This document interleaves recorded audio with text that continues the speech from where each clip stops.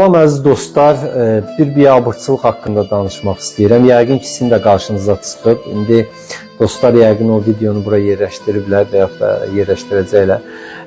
Bir, belə deyək, qanun bilməyən, hüquq bilməyən, dövlət saymayan, vətəndaş saymayan bir tikinti şirkəti Yasamal Alatava ərazisində, mən heç bilmirəm o tikinti şirkətinin adı nədir, fəaliyyəti nədir, kimindir, hansı oliqarxındır, hansı məmurundur, hansı öz başına bir biznesmenin də xəbərim də yoxdur. Amma bu nə biabırçılıqdır. İnsanların başına, evlərini başına uçurdurlar. Yəni insanlar evində oturub traktorun çömçəsi girir evə və evi dağıdır. Bu nə biabırçılıqdır, bu nə hüquqsuzluqdur, bu nə qanunsuzluqdur, bu nə rəzalətdir, bura dağ başıdır, bura haradır, bura Azərbaycandır, bura dövlətdir, bura hüquqi dövlətdir, buranın konstitusiyası var, qanunları var, hüququ var, vətəndaşı var. Siz harada yaşayırsınız, nə yeyirsiniz, nə içirsiniz, bu nə öz başınalıqdır. Yəni bu deməkdir ki, sabah istənilən adamın gələrəm, traktoru diriyərəm, evini başını uçurdaram. Mənim buradan xoşum gəlib, daim də nə bilim vəzifədədir, özümün də pulum var, özüm də MTK rəhbəriyəm,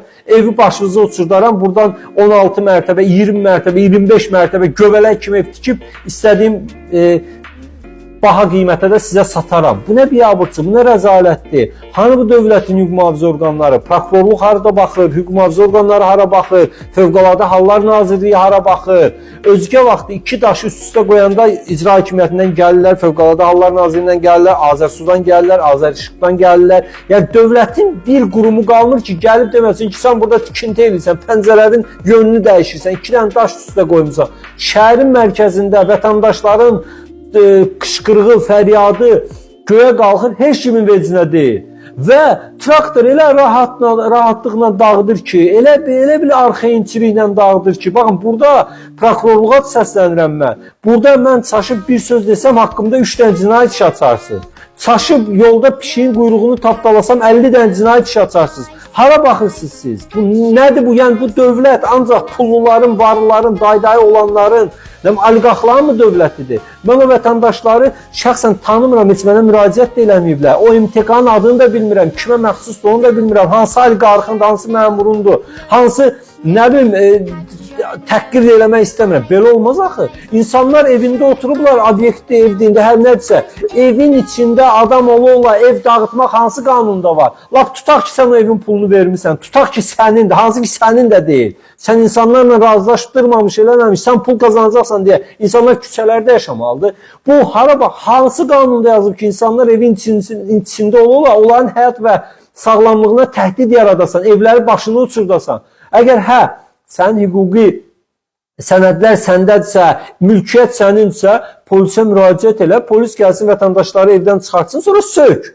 Bura dağ başıdır, kimin qolu güclüdürsə, o zəifi əzməlidir, kimin pulu varsa kasıbı əzməlidir. Belə hüquqsuzluq olmaz. Bura dövlətdir, Azərbaycan Respublikasıdır, heç kimin şəxsi mülkiyyəti deyil bura.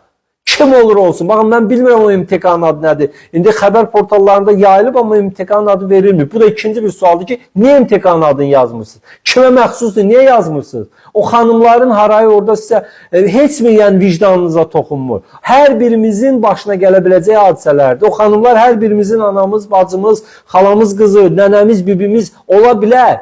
Yəni bu nədir? Bu gün bunlara sava bizə.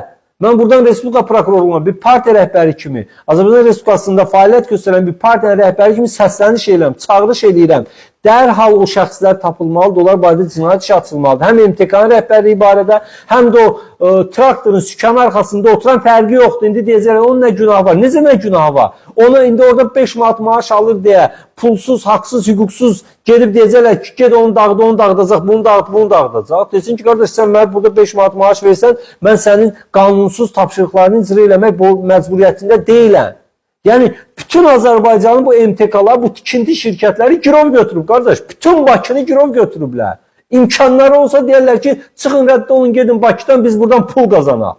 Qardaş, bu Bakı bizimdir, Azərbaycan bizimdir, xalqındır. Pulu qazanırsa halallıqla qazan. Hamınızın burnundan gələcək, balalarınızın burnundan gələcək, ahnalə ilə tikilən evlər. Ona görə hamınız bax, xəstəxanalardan, balalarınızı özünüz xəstəxanalardan qutarmırsınız. Olmaz belə. Bu nə dağ başıdır bu? Bura nədir? Burada qanun işləmir, konstitusiya yoxdur, dövlət yoxdur, hüquq yoxdur. Harada da o belə deyək, sahə müvəkkilləri bir daşı daş üstə qoyan kimi gələnlər, hanı Fövqəladə Hallar Nazirliyi? Hardadır, hara baxırlar, hanı şəhər salma? Nədir bu vətəndaşlar sahibsiz, yiyəsizdirlər? Mən buradan bir daha xüsusi xidmət orqanlarına, hüquq mühafizə orqanlarına, başda Respublika prokurorluğu olmaqla, Bakı şəhər baş prokurorluğu olmaqla, Daxili İşlər Nazirliyi olmaqla, yeri gəlsə Dövlət Təhlükəsizlik Xidməti olmaqla, Fövqəladə Hallar Nazirliyi olmaqla bu məsələyə hüquqi qiymət verilməlidir. Vətəndaşlar hüquqi dövlətdə yaşadıklarını hiss eləməlidirlər. Vətəndaş bilməlidirlər ki, onun pulunun gücü, qolunun gücü deyil, qanunların gücü, hüququn gücü işləyir. Yəni, əgər biz yox, dövləti, hüququ, qanunu saymırıqsa, onda görə kimə ziyan eləyəcək? Yəni, bu məsələyə də heç kim susmalı deyil. Çünki biz əgər bugün buna susacaqsa, sabah bizim başımıza gələcək. Bu dövlət hamımızındır. Bu dövlətin azadlığı, suverenliyi uğrunda şəhidlər verən ailələrindir. Görək, MTK rəhbərlərinin neçəsinin evladı gedib orada şəhid olub.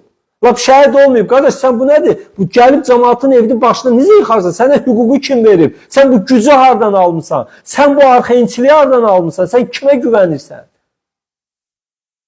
Yəni, belə əsəbi danışdığıma görə üzr istəyirəm, amma valla bu insan dözə bilməz, dözməməli də, dözməyəcəyik də.